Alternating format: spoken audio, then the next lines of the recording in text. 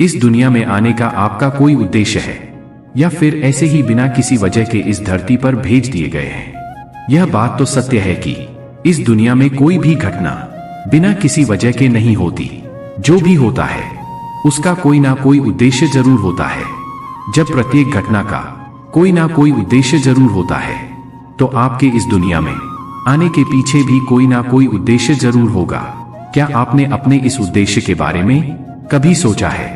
क्या आप जानना चाहते हैं कि आप इस दुनिया में क्या करने आए हैं? यदि आप जानना चाहते हैं तो इस वीडियो को अंत तक जरूर देखिएगा। इस दुनिया का प्रत्येक व्यक्ति केवल एक ही उद्देश्य और अधिकार के साथ पैदा होता है और वह है अपने जीवन में सफलता प्राप्त करना है। हम ऐसा क्या करें जिससे हमें सफलता मिल सके? क्या ऐसा कोई मंत्र है जो हमें सफलता दिला सके?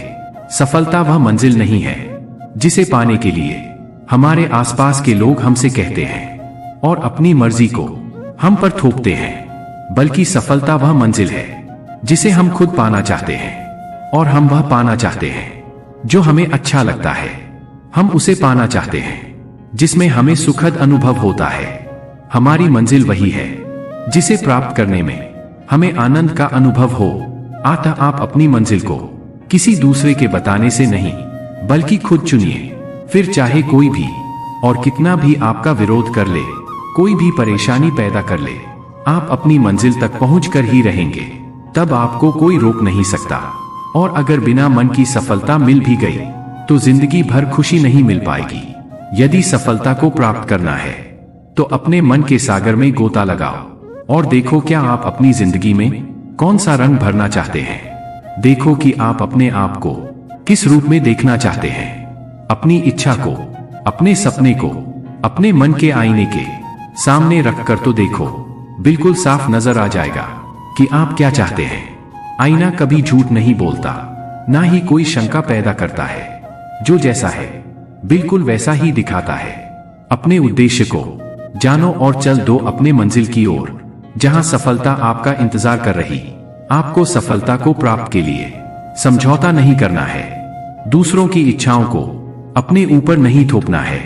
जो आज सफलता के शिखर पर है तो उसका एक ही कारण है कि उसने वह किया जो खुद करना चाहता था। उसने अपने मनपसंद कार्य को अपना करियर चुना।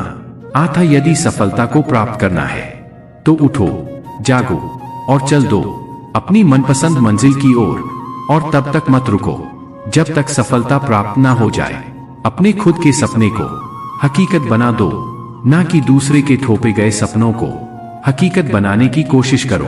क्या आप जानते हैं एक सफल और एक असफल व्यक्ति में सबसे बड़ी समानता क्या होती है और सबसे बड़ी असमानता क्या होती है? दोनों में सबसे बड़ी समानता यह होती है कि दोनों ही सपने देखते हैं, लेकिन सबसे बड़ी असमानता यह होती है कि सफल व्यक्ति तो खुद के सपनों को हकीकत में बदलने के लिए सफलता की ओर कदम बढ़ा देता है, जबकि एक असफल व्यक्ति दूसरों द्वारा उस पर थोपे गए सपनों के बोझ को लेकर उन्हें हकीकत में बदलने के लिए कोशिश करता है। यह बात समझ लीजिए कि अपने मनपसंद सपनों को पूरा करने के लिए कदम बढ़ाने से ही सफलता हासिल होती है और तभी हमारा इस दुनिया में आना सफल हो जाता है। अपने जीवन के उद्देश्य को पहचानो और सफलता प्राप्त करने के अपने अधिकार को प्राप्त कर लो। श्री कृष्ण कहते हैं, जब सूरज अस्त होता है तो दरवाजे हर कोई बंद करता है, लेकिन जब भाग्य का सूरज अस्त होता है तो भी दुनिया के दरवाजे बंद हो जाते हैं। जब कभी ऐसी स्थिति आए तो आप ध्यान रखना कि सभी दरवाजे बंद हो सकते हैं, लेकिन परमात्मा का दरवाजा कभी बंद नहीं होता, वह हमेशा खुला रहता है। अगर वह एक दरवाजा बंद करता भी है तो अनेक दरवाजे खोलता है। उदासी और दुख में डूबा हुआ इंसान बंद दरवाजे की ओर देखता है और भगवान की कृपा के जो दरवाजे खुले हुए हैं उधर नहीं देखता। जब हम भगवान को भूलते हैं और किसी अहंकार में आकर यह सोचते हैं कि मेरी अकल, मेरी शक्ति, मेरा सामर्थ्य और मेरी योग्यता के कारण ही यह सब संभव हुआ है और मैं अपने कार्यों में सफल हुआ हूं, तो ध्यान रखना, घमंड से इंसान फूल सकता है परंतु फल नहीं सकता, क्योंकि परमात्मा को किसी का अहंकार बर्दाश्त नहीं है। जब व्यक्ति ऐसा करता है तभी चोट खाता है। एक बार महाभारत में युधिष्ठिर के सवाल के उत्तर में भीष्म पितामह ने कहा, मनुष्य से बढ़कर कोई नहीं। आपको यह जानकर आश्चर्य होगा कि 84 लाख योनियों के बाद हमें मनुष्य जीवन मिलता है और संसार के सभी प्राणियों में मनुष्य ही सबसे श्रेष्ठ है। लेकिन इस धरती पर हम दुनियादारी के चक्कर में ऐसे फंस जाते हैं कि हमारी बुद्धि सीमित दायरे में ही सिमट कर रह जाती है। हम सांसारिक सुखों को ही सब कुछ मानकर उसमें लिप्त रहने में ही अपना सौभाग्य और अपने जीवन की सफल समझते हैं। क्या आपने कभी सूर्य की बिखरे हुई किरणों को लेंस के माध्यम से एकत्रित करके किसी कागज पर डाला है? आपने ऐसा जरूर किया होगा और आपने देखा होगा कि जब हम सूर्य की बिखरी हुई किरणों को लेंस के माध्यम से एकत्रित करके उसे किसी कागज पर डालते हैं तो वह कागज जलने लगता है। जरा सोचिए, सूर्य की किरणें तो हर तरफ है, लेकिन फिर भी लेंस ने ऐसा क्या जादू कर दिया कि सूर्य की किरणों ने कागज को जला दिया? दरअसल ऐसा इसलिए हुआ क्योंकि लेंस को पता था उसका लक्ष्य क्या है। उसका अपने लक्ष्य पर फोकस था। सूर्य की हर तरफ बिखरी किरणें किसी को नहीं जलाती, लेकिन जब वही किरण लेंस के माध्यम से एकत्रित होती है तो कागज को जला देती है। फोकस की मदद से आप यह समझने लगते हैं कि आपको क्या करना है और क्या नहीं करना है। फोकस रखकर काम करने से हर बिगड़े काम बन जाते हैं और आप अपनी ऊर्जा को बर्बाद नहीं करते हैं।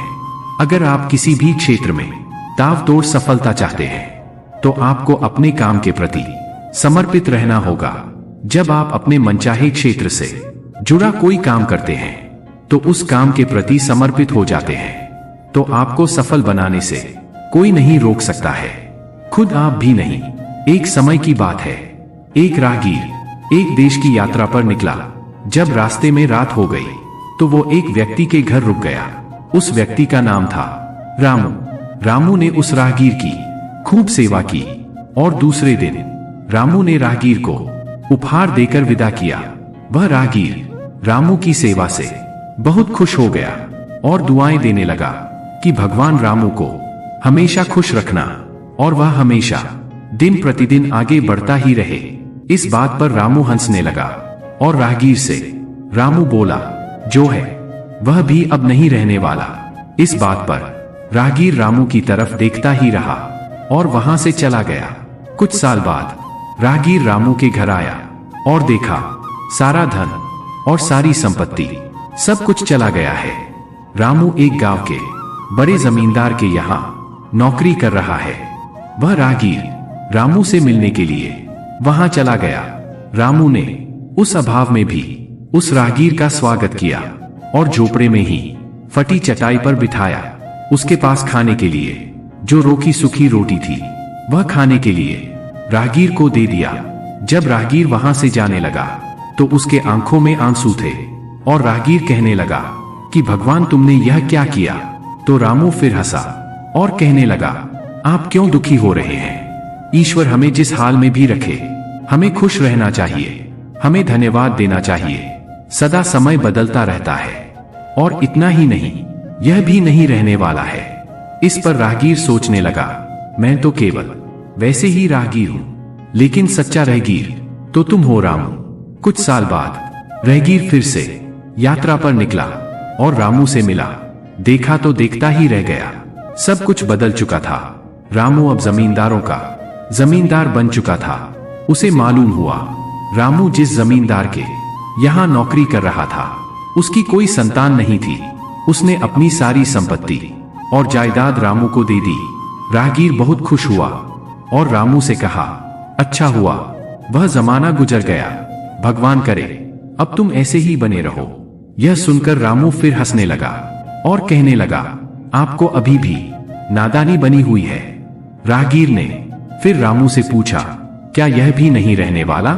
रामू ने उत्तर दिया, हाँ, या तो यह चला जाएगा या फिर इसको अपना मानने वाला ही चला जाएगा। यहां पर कुछ भी नहीं रहने वाला है। अगर कोई चीज शाश्वत है तो वो है हमारी आत्मा, वह है हमारे मन की शांति, वह है हमारे मन का सुकून, और बाकी जो कुछ भी है वह हमेशा रह नहीं सकता। राहगीर ने रामू की बात को ध्यान से सुना और वापस चला गया। जो होता है उसे स्वीकार करो। कुछ सालों के बाद राहगीर उस गांव से गुजरा तो देखा रामू का महल तो है, लेकिन उसमें रामू नहीं है। रामू अब इस दुनिया में नहीं रहा, उसकी मृत्यु हो चुकी थी। राहगीर मन ही मन सोचने लगा, एक इंसान जिंदगी भर कितना दौड़ता रहता है, रोता रहता है, दुखी रहता है। जिन चीजों के लिए इंसान तड़पता रहता है, दुखी रहता है, वास्तव में वह चीज तो हमेशा रहने वाली नहीं है। वो सारी चीजें बदलने वाली है। इस कहानी से हमें क्या शिक्षा मिलती है? हमारी जिंदगी में जब भी कोई मुश्किल, तकलीफ या दुख आए तो हमें यह सोचना चाहिए कि जिंदगी में इससे पहले मुश्किलें या उलझने आई, क्या वह हमेशा रुकी? जैसे सारी मुश्किलें आकर चली गई, वैसे यह भी चली जाएगी। ये हमेशा रहने वाला नहीं है। इसलिए आपको दुखी में दुख नहीं रहना है, क्योंकि यह हमेशा नहीं रहने वाला, यह भी चला जाएगा। दोस्तों, इस वीडियो में बस इतना ही। मिलते हैं अगली वीडियो में किसी ज्ञानवर्धक कहानी के साथ। तब तक के लिए राधे राधे।